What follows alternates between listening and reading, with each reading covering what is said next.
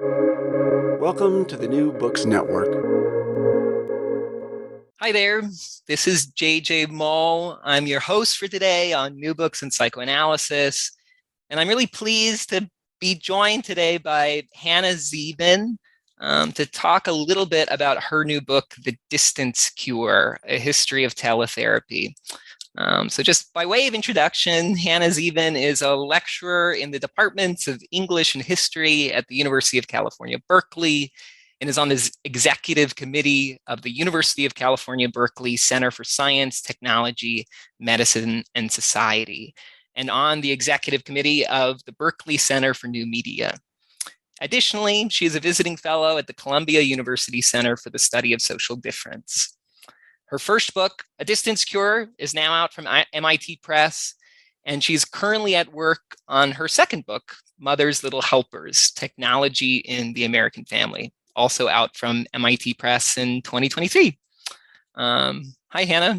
Thanks for being here. Thanks for having me. Of course. So I tend to start these interviews just kind of with the broadest possible question of just how this book came to be. Like, if you were to tell the story of the book, how did it come about? Just sort of personally, politically, intellectually, how did you write this particular text? Yeah. Thank you. So you've invited me to tell it three ways, which is great. There, of course, is a personal story. Some of my parents are analysts. Some are working as, historians or in the larger family. So this was a way of bringing the kind of various concerns of the family firm together because they are quite disparate. Okay, of course. But I could have done many different things to do that. Why this particularly? I developed across my life a real investment in questions about the access to mental health care, maybe especially because I was raised near or around a lot of the conventions that both make things like psychoanalytic treatment so important to so many who receive it, but that there are so few people receiving it was quite transparent to me, was part of the conversation. And also that media were doing something, not just the kind of narratives of ruining a childhood or hopelessly lesser, but I am a middle millennial. I spent a lot of time on AOL as a kid, talking late in the night to strangers, and doing all kinds of various distanced intimacy, which is a coinage in the book. And of course, I know that technology and quote unquote big tech is also a massive contributor to all kinds of social ill. I don't disagree. But that habitual, quotidian, daily, intimate media were also up to something else. And I wanted to figure that out, which brought me to a PhD in media studies, where it was very hard to reconcile my two very nerdy interests in the history of psychiatry and psychoanalysis and therapy with my other really nerdy interest in the history of technology. And I think this is quite descriptive of the kind of thinker I am, where I just did an additive. Well, what if I put the two of them together? The history of mediated therapy, the history of technotherapy. So that's what I did, and began working on this project, almost 10 years ago. When, it was an early moment where, yes, there was starting to be a lot of startup interest in corporate teletherapy. But also I, as a analysand, had been on the phone on and off because I was in a long distance relationship, so more distant intimacy. And people were not really talking that much about teletherapy, though lots of people were doing it. And then, of course, there was an intensification across the last 8 years or so of work where there are hundreds of millions of dollars of B-series Silicon Valley funding flying around the corporations. And then, of course, our pandemic. So all of that to say that the book continually asked me to write it, and I asked myself to write the book in relation to all of its many concerns, right? How we find each other at distance when good help, let alone help at all, is so difficult to come by. and how communities care for themselves in the face of great difficulty, often for free and often via technology, often via media. And those are the stories that Distance Cure seeks to tell. Yeah. I mean, again, as you're speaking, I mean, as you're talking about your own kind of, as you said, sort of additive thinking or sort of patching together that which was sort of already within you. I mean, I think that was something that really struck me as I was reading the book at just a kind of methodological level, or I was just struck by the ways in which so many things were sort of patched together within the book in a sort of seamless way. And one thing I was sort of interested in talking about is the extent to which, as you're saying, so many of the concerns of the text are around mediation and mediating technologies. And so I think at the level of intervention and methodology, so much of what you're doing, it seems like, is thinking about technology and thinking about the sort of the archive in a way. And so I wonder if you could take a little bit of time and just talk about the importance of your methodological interventions in how you wrote this book, or sort of the ways in which you patch together different kinds of sources, be it archival sources, or as you put it in the text, kind of autoethnographic sources, and how does that bleed into the kind of thematics of the text itself, if that makes sense. It totally does. Well, there was a lot at play, right? When I started writing the book and I would describe it, people assumed typically that I must have a sort of a psychoanalytic method. And it was very clear to say, I'm not a clinician, and applied psychoanalysis can be great, but it can also really fail. It can really muddy the sort of the history and politics of what was occurring. And right, the book starts with Freud and goes to our present. The book was done before the pandemic, but I was allowed to add a coda reflecting on the twin crises of last summer, the uprisings in response to the murder of George Floyd, but also, of course, the pandemic, and as they intertwined in mental health care. So there are a lot of different cases. There are, many cases within each chapter, but it's 120 years, I think 6 countries, right? No one method was going to be stable. But what I was clear about was, on the one hand, this is not a book of applied psychoanalytic thinking. But on the other hand, there are questions this book wants to ask that absolutely are about how the psyche is negotiating various presences, absences, pasts, and distances. So the book's coda, for instance, is a long meditation on what I call the medium inside, and the status of empathy, right? How and whether or not empathy is the correct thing to strive for, and is it important that empathy might be muted on screens or not, and is that really happening? So what are the methods?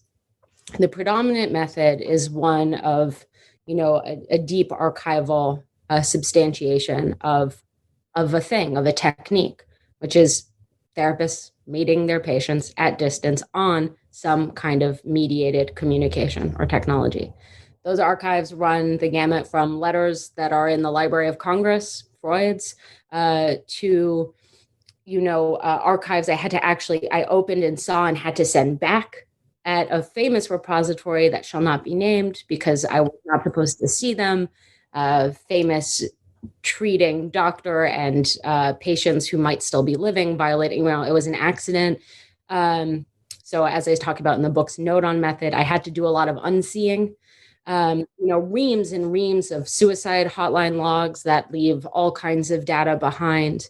But then also the inverse, right? Like the cases where there was no overt or obvious data, right? Because the great thing about mental health care when it goes well is that there might not be data, or I might not be able to access it as a researcher. So that's where things like oral history were really important to the book.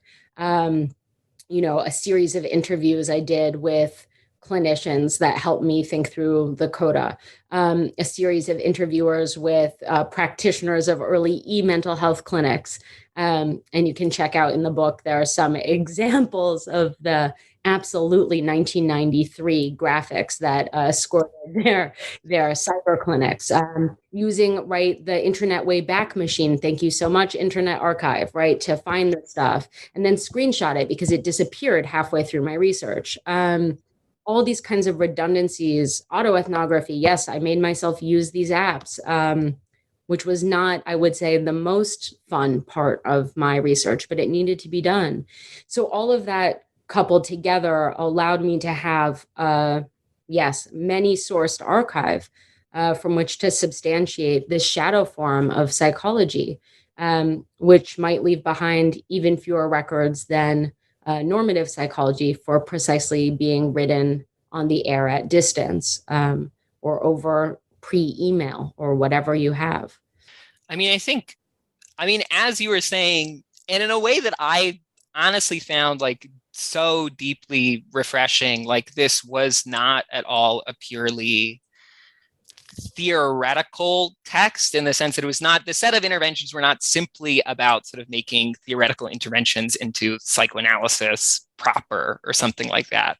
I think that something that was really refreshing to me, and I think is honestly often within the psychoanalytic domain, often a gaping hole in the literature, is just sort of material history, and sort of a historical orientation, which was something I loved about this book, was the material historical base of the text.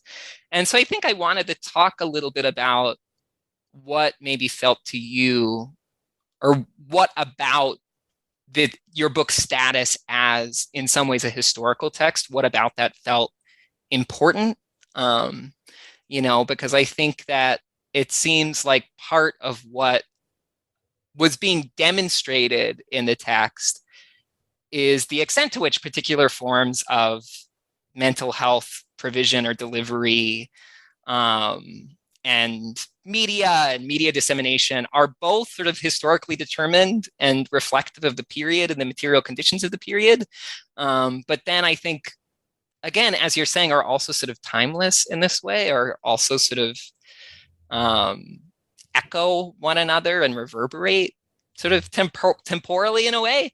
And so, I wonder if you could just talk a little bit about that, about the importance of history, and how maybe history does some work at sort of demystifying this sense that technological mediation is something that's so specific to the now in some way. Yeah. Thank you. So I think in order to do that, I have to actually start with theory in a way, or also to say that the book is definitely a history of technology and a media history, but it is also a theory of relating and of understanding that we may have overprivileged what it is to be in the same room together as a site of theorization. So now this other work has to start. So the distance cure takes as its work, it was always to make a history, right? Again, I'm not a clinician. To make a history of this shadow form, teletherapy, from its inception. And in order to do so, much like some psychoanalysts, I started with what was in the room, what was present to me in the here and now, and started to wind my way backwards and landed all the way back at Freud. So, of course, in a way, the book does argue that teletherapy is as old as psychoanalysis itself. Freud was a practitioner of teletherapy. Of course, my colleagues in the history of technology would say, letters aren't tele proper. And I say, yes, of course not. So it's a prehistory of teletherapy. But I, for the sake of the book, yoke it under a kind of tool and technique of relating at distance therapeutically.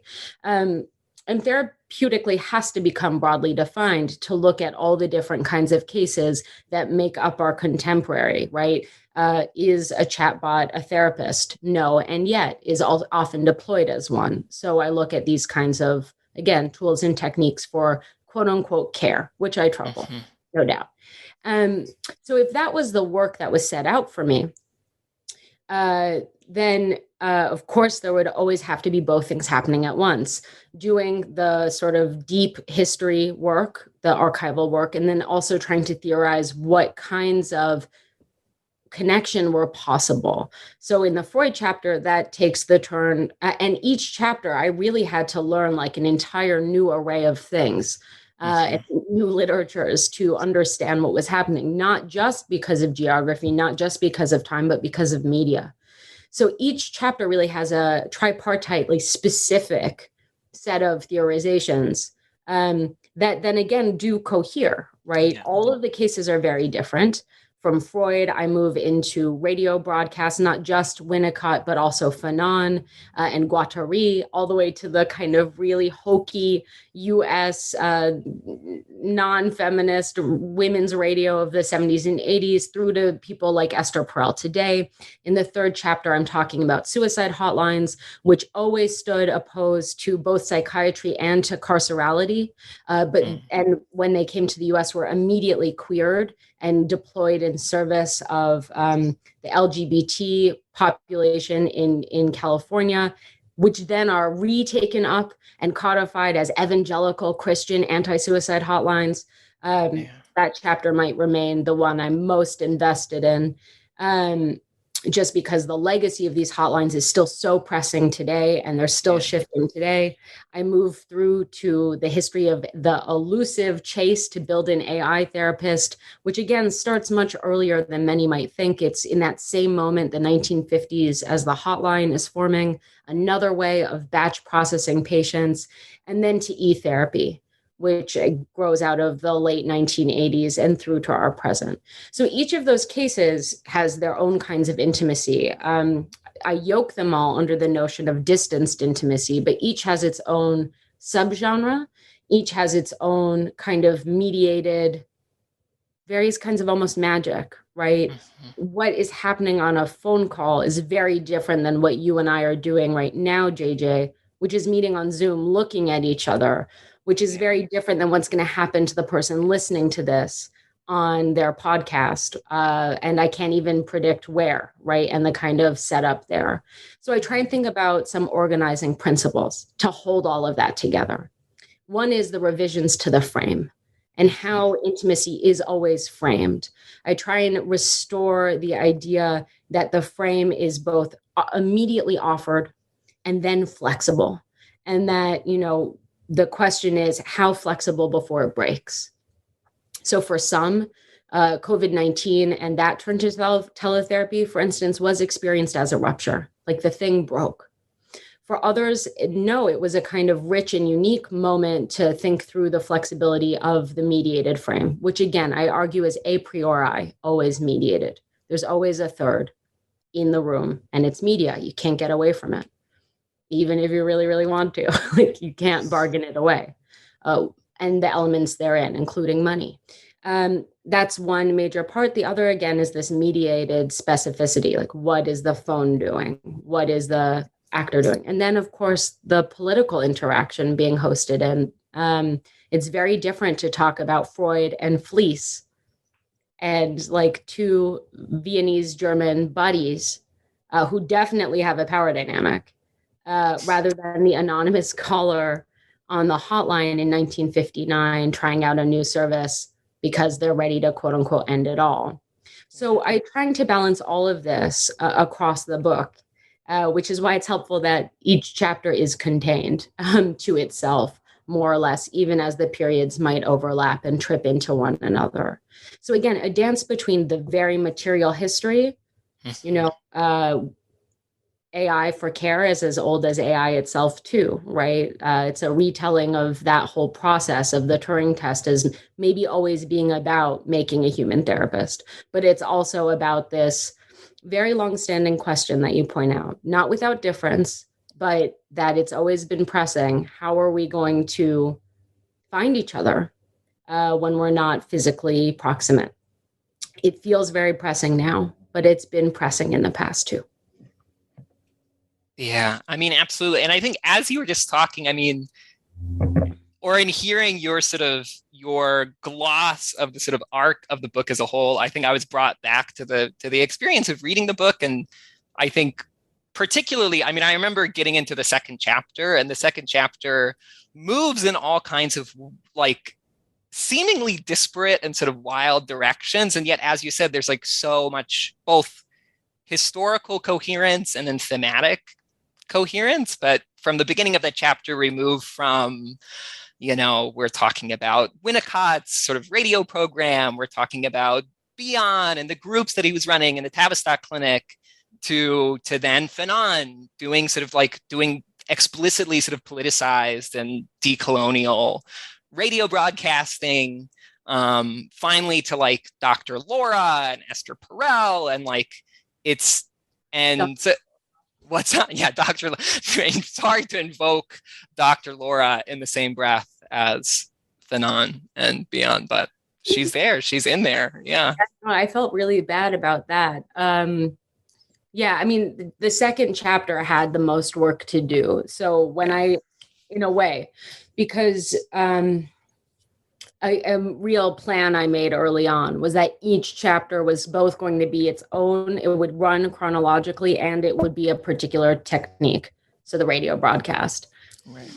But the hotline, that was, I chose 3 pretty exemplary hotlines. They're all early. And then I ran the afterlife. And I've written about the hotline elsewhere after I wrote what was in the book, really trying to tease out the datification of the hotline and the problems I see therein, mostly as it, again, breaks down that commitment to being anti-carceral and anti-psychiatric, which was always at the core and the heart of the hotline, and something that I, in whatever way I can, try and continue to champion such a radical form of care.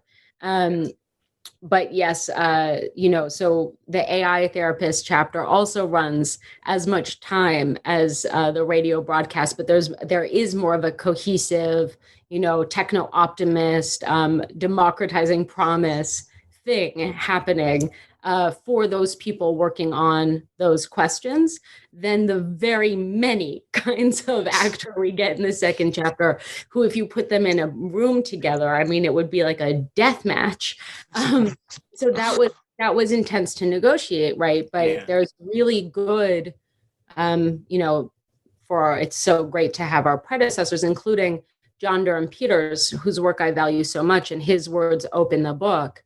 And he supplied a forward for the book, for which I'm infinitely grateful, right? A long tradition of trying to think, so what is that kind of address doing on the radio? And so how can we think about what Fanon is up to and Dr. Laura, and not say they're the same, but look at how they are being experienced in the kind of structures radio broadcasting specifically invites, even when that broadcast is failing to a kind of normative standard, which is the case Fanon is looking at. And Fanon helps me think about, so many things, and including in this book, the idea that all of our worry about glitch, all of our worry about lag, about standards, something kind of boring from, the study of technology, actually might be misplaced, right? That we don't need a perfect medium, that our complaints about that are telling us something else, indeed. Yeah, so that's my response to Dr. Laura being visited upon all of my heroes. I think you just sort of, in talking about this sort of the radio chapter, I'm also now thinking about and I feel like you just gestured towards it in a way, is the question of address, or the question of modes of address, or the question of which I think, as you were just talking, I was thinking about, and you speak really beautifully in the book about the particular kinds of modes of address specific to things like the radio, from the radio to something like the suicide hotline, and the particular kinds of collectivities that get fostered through those mediums and by those mediums. I think in the suicide hotline chapter, you invoke the sort of intimate stranger, and which, as you said, so much of the work of that chapter, of the hotline chapter, I mean, is really sort of both, I mean, in thinking about both the kind of like radical anti-psychiatry movement, and then, as you said, a sort of explicitly queer and queered movement. And I was like, I mean, I fucking loved that moment in the chapter. I had not read about the telephone hotline in San Francisco that had this sort of the call Bruce thing, that had this sort of like cruising undercurrent to it, you know, that was like so amazing and like so beautiful in its own way. Yeah. I mean, I can tell that story if you want. Yeah, please do. Yeah, please do. So yeah, this was another moment of what a colleague of mine, Courtney Thompson, calls archival kismet, right? Like, again, I felt I knew I would have to have a hotline chapter. I've worked on a hotline, and which I did in parallel to writing this whole book, you know, often something like 40 hours a month, volunteering on a hotline out here in the Bay Area, but not a suicide hotline. So I knew that, but I didn't know just how much I would feel for and then have to work on feeling for, because transference exists in other modes, these actors. So the story of the first American hotline is that to say that people had experimented with dial-in help, let's say, previously, often really punishing, various kinds of either always on like church or always on psychiatry, but never a formalized hotline. And the operator of the first US hotline is a guy named Bernard Mays, who actually, he died right as I started to write this book. And so I didn't get to speak with him, who goes on later to become chairman of NPR and found media studies at the University of Virginia. So he has like a very wild life. He's British born, where the very first hotline, which is now called the Samaritans, was located. He came to the Bay Area, which he was kind of unhappy about, mostly because he was working in Marin, which he experienced as extremely conservative and homophobic specifically. And he would talk about coming into the Tenderloin and letting all of that go, right? Being a closeted queer priest, his terms for himself. But he was really shocked and dismayed to encounter two things. One is, in 1959, the Bay Area had the highest suicide rate in the world outside of West Berlin, which at this time is completely isolated from the rest of, you know, it's in lockdown in the middle of Germany. And then also that there was just huge antipathy to the queer community. So that these two communities, the suicidal and the LGBT community, were obviously overlapping. So he decided to make a hotline that would neither be psychiatric, because of course homosexuality then was still in the DSM, and wouldn't deal with the police, because of course suicide was still on the books as a crime. Right. So there were two true outcomes, neither of which were acceptable. So he decided to make a third outcome, which was call Bruce. So Bernard Mays took on an identity of Bruce to give himself an anonymic protection, which I talk about, but a particular one, right? A kind of literal bat signal, which was understood to be a queer hailing. And he went around the Tenderloin and wrote in matchbooks, thinking of ending it all, call Bruce in the number, and dropped them. So that's the cruising you're referring to, right? In all of the gay bars, which of course were under constant raid in that moment. This is the Lavender Scare. And in order to find an office to host, he kept being turned down. Everyone thought he was a sex worker, and they, coming and going in the middle of the night. So he tries again and again, and he's getting very discouraged and almost gives up when he meets a landlord, and the landlord says, "What are you doing here? Like, what do you want?" And Bernard Mays says he had to finally say, like, "I'm trying to run a suicide hotline. No one knows what that is. It literally does not exist in the United States." And I know all of this is really difficult material. And the landlord pulls up his sleeve and says, "Like this," and gives him the office for half off. And then it's history. I mean, almost immediately the suicide rate began to decline in the Bay Area. There's no causality we can totally attribute, except it's understood that the hotline was really doing something. It was so powerful because it used only peer care, only volunteer, only free, turned down every single social worker, every single person with any training, so that they could make their own training that focused on getting rid of bias explicitly. And I just love, the last thing I'll say is in that first group of hotline volunteers, a bunch of them were either housewives or secretaries because they were understood to be the perfect neutral listener, right? Had been trained, by society to listen and just take in. And so Mays went with this work, that kind of ear, rather than Freud's evenly hovering ear, a very different kind of listening. And the rest really is history. That hotline's still extant in the Bay Area and has a really intense afterlife, especially in the HIV/AIDS crisis here as well. Yeah. I mean, again, I think it's such a sort of central and important chapter. And I think like just so beautifully articulates all of these contradictions about, or all this sort of fretting about the frame and what is the frame and and what kinds of intimacies can be forged by the frame or within the frame. And what's so amazing about the hotline as a structure. And I mean, also speaking as someone who's like technically in the field of mental health, but then spent the majority of my 20s like predominantly feeling like in a patient role, and someone who has also been a part of, both benefited from and been a part of all kinds of peer-based networks of support, both through hotlines and recovery communities, whatever it is. Like, I feel like there's something so, and it feels like a central question of the book in some ways and feels like maybe part of the political question of the book.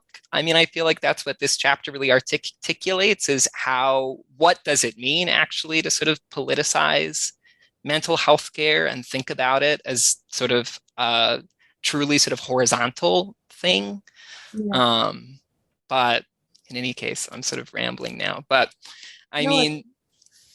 it's a guiding question from the jump of the book, right? In the introduction, there's a long meditation on what money is doing as part of mediation, and calling money the central mediation of the first structure for professionalized psychology and psychoanalysis, and thinking through all of the beautiful, radical history that psychoanalysis also has to draw on, right? A whole archive. This is not where I spend the majority of my book, because luckily we have really great scholars, right? A brand new People's History of Psychoanalysis, which I know you've had the pleasure of having Daniel on, Elizabeth Danto's work, of course, many others. I could go on. New book on disalienation. There is this great literature, and also saying we also have the opposite history. Yeah. Right. And one place we see a kind of rebellion or play or experimentation is when media come in overtly. And so again, trying to invite this idea that it is not a therapeutic dyad, even when it's two people, it's always a triad. You always have mediation there. And once we shift away from the kind of supposed purity of the two, what else can we do, right? The frame is flexible. So whether that's folks like at the Green Clinic in New York City or out here at Pink, the new community mental health track in psychoanalysis, or all of the people working anonymously on, the Trans Lifeline, which is one of the last remaining hotlines to, I think, really carry out so much of this mission, and including being away from psychiatry and against policing. There is this kind of radical care, and really frequently it's being offered for very low fee or for free. And these two things under capital go hand in hand. And I think are the places of hope for thinking about how to have a really rigorous, robust clinical practice that's very much itself, right? Not attenuated, but enfolds those that care has historically and traditionally not just forgotten, but visited violence upon. right? And I know this is a massive topic of conversation in clinical communities, like what to do, how to reconcile our theories with our politics. And actually, quietly throughout this book, I'm also suggesting, right? Well, there are those of us, not just me, obviously, but in the book, that there are these stories that show that this has been happening across the whole history, starting again with Freud himself, who, I really love writing about Freud and thinking with Freud, but also serves as a kind of, I hope, anchoring case to the book that allows people to see, like, even the father was up to this stuff, or the great grandfather or great great grandfather or whatever he would be now. Yeah, I mean, I think it makes me think. I mean, we were talking a little bit before we started recording and talking about just, I think, I think the book, obviously, there's a way in which it's getting published in a quote unquote timely way, or it's a timely book, whatever. It's a book about teletherapy. We're in the midst of a pandemic where our relationship to mediation and teletherapy has been just brought to the fore in these really big ways. And I think, as you were just talking about all of these radical undercurrents, I mean, it makes me think about this historical moment. I mean, I feel like in the last couple of years, there's been such a wealth of attention to, and really just an upsurge of, mutual aid and support kind of from below, which of course were things that were already happening for decades, like happening in communities. Communities were finding ways to sort of support themselves long before the sort of this particular catastrophe of our ongoing fucking catastrophe. And so I think part of where I wanted to land in the interview is just kind of, I mean, I guess in a way, bringing ourselves into the present tense a little bit. And as you were just saying, there are some narratives in the culture, in mental health in particular right now, this kind of moral panic, and sort of a certain kind of purity politics around this thought that our sort of move to Zoom for teletherapy has somehow infected, or has just sort of completely disrupted that which is therapeutic about the frame. And so I wonder if you could just talk a little bit about, if we could just land maybe there, in sort of maybe troubling that narrative a little bit, or trying to, yeah. Did I just ask a question? Was that a question, or was that an expectation and a question? It's like, let's talk about. Yeah. So I think that, right, this book is not, and I was really glad to see in some of its early reviews, like, no one is saying this book is techno-optimistic or like a cheerleader for especially corporate teletherapy. It's really not. Right. What it is trying to do is intervene in an idea that this thing that we're doing right now is hopelessly lesser, that it's disembodied somehow, as if JJ's body and my body have somehow disappeared, when obviously, like, my back hurts. I don't know about you, JJ. I've been sick. I'm like sitting on my floor right now. I have a tiny room and have I don't have a desk. I'm like literally on the floor right now. So just so everybody knows, my body is on the floor right now. Yeah. To really think about, not, again, a narrative only of loss, nor therefore only one of gain, but to really think complicatedly about all that's happening. So I think almost no one was like, wow, teletherapy sucks and I'm not going to really do it because then no one can see me and that's better than doing Zoom. Right? People understood the turn to Zoom or whatever weird proprietary medical software people are using, or FaceTime, as a kind of lifeline.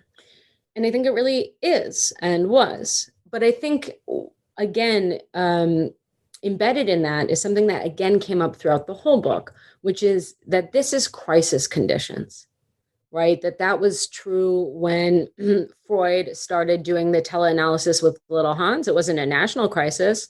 Little Hans was scared of horses and wouldn't leave his house, right? He was agoraphobic. He was 5 and he needed care. And the way they did it was via letter writing. Or, right, in World War II, yes, the bombs were literally dropping. Or, right, the war in Algeria, right, on and on and on. Crisis conditions attend the book. A suicide epidemic is crisis conditions. The change of the asylum model, flooding the community, right? That's crisis conditions. That's when we see the turn to batch processing patients via chatbot, whatever else. But to also think about what happens in a crisis, of course, on the one hand, we have to be very careful. What gets licensed in crisis often stays the same on the other side. Winnicott kept broadcasting for another 15 years after the war's end, and he hated it, right, in retrospect. But it was popular, so it kept going, right? So I think when we think about, well, I would like to do Zoom, but it's convenient, so I feel bad about that. Or I hate Zoom, but all of my patients want to stay on Zoom. Obviously, those kinds of questions are so personal. And again, I'm not a clinician, and even if I were, I would never pretend I could tell anyone what to do. But I think trying to move away only from the idea that because we're at a distance, it's less. It also can be, a brand new context in which to see and get to know someone, whether, again, this is new books in psychoanalysis. So analytically, the psyche, and also for supportive face-to-face therapy, there's all kinds of new data too.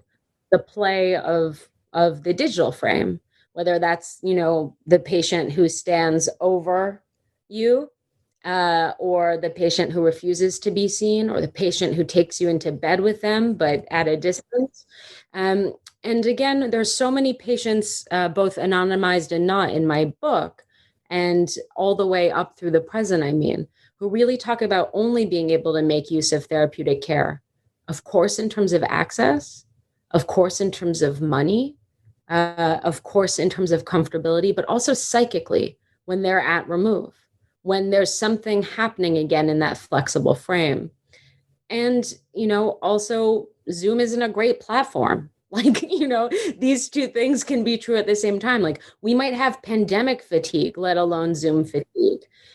So really trying to think these things through, what I call at the end of the book, the idea of the medium inside, right? The way we experience being dropped on a call and also dropped internally, the way we experience, distance as freeing, but also frightening, the kind of derision it gets. And so just trying to be very careful about, again, anti-tech all we want, but deciding that the thing that allows more people to access, potentially, it's also not only lived out too, right? We didn't do a very good job of that, but can, in these radical incarnations, is also lesser, strikes me as something we need to pause on and really consider. Especially when we see, right, Fanon always in the background saying, actually, the medium can essentially look like it's not working, and it's exactly what the people need to do a particular kind of coming together and collectivity. So yeah, that's where I land. And again, the whole book was written long before these latest crisis conditions, but it's not like the pandemic is onto itself a sole crisis, right? Yeah. It is not actually a rupture. It's a one crisis among many. And so the book is really holding a space for the crises that came before too, that also merited this kind of consideration of how we can help each other if we try. Great.